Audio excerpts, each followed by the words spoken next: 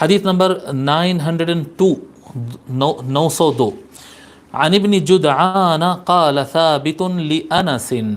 ٹھیک ہے، ابن جدعان کے بارے میں ہم لکھ چکے ہیں، اب یہاں پر ثابت کے بارے میں لکھتے ہیں. ثابت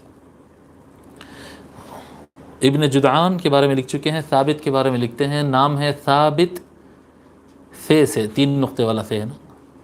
ثابت بن اسلم، یہ سین سے ہی ہے. ثابت بن اسلم البنانی، ثابت بن اسلم البنانی، یہ تابعی ہیں. اور ان کو آپ بول سکتے ہیں حضرت انس رضی اللہ عنہ، جو روایت میں ہمارے پاس بہت زیادہ آتے ہیں نا، حضرت ابو ہریرہ اور حضرت انس سب سے زیادہ آنے والے. تو حضرت انس رضی اللہ تعالیٰ عنہ کے آدمی اگر ان کو کہا جائے تو غلط نہیں ہوگا. بھئی کون ثابت بولے تو صاحب انس بول دو آپ، انس بن مالک کے شاگرد، انس بن مالک کے آدمی، انس بن مالک کے خادم، آپ کچھ بھی نام دے دیں وہ غلط نہیں ہوگا. انس بن مالک رضی اللہ عنہ کے یہ 40 سال حضرت انس رضی اللہ عنہ کے ساتھ لگے رہے ہیں.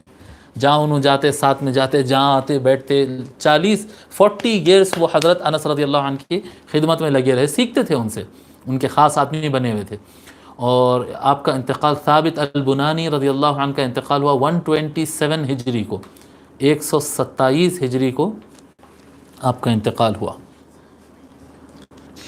تو ابن جدعان روایت کرتے ہیں، وہ کہتے ہیں کہ حضرت ثابت نے انس رضی اللہ تعالی عنہ سے کہا، ثابت یعنی شاگرد اپنے استاد سے کہہ رہے ہیں، ثابت حضرت انس رضی اللہ تعالی عنہ سے عرض کرتے ہیں، کہتے ہیں امسست النبی صلی اللہ علیہ وآلہ وسلم بیدیک. حضرت انس رضی اللہ عنہ سے کہتے ہیں کہ کیا آپ اپنے ہاتھ کبھی حضور صلی اللہ علیہ وسلم کو چھوئے اپنے ہاتھ سے، حضور صلی اللہ علیہ وسلم کو ٹچ کیے کبھی آپ اپنے ہاتھ؟ قال نعم، حضرت انس نے کہا ہاں میں حضور صلی اللہ علیہ وسلم کو چھوا ہوں. تو فقبلها، تو حضرت ثابت رضی اللہ عنہ کیا کیے، حضرت انس رضی اللہ عنہ کے ہاتھوں کو چوم لیے، کیونکہ یہ وہ ہاتھ ہے جو حضور سے ٹچ ہوئے تھے.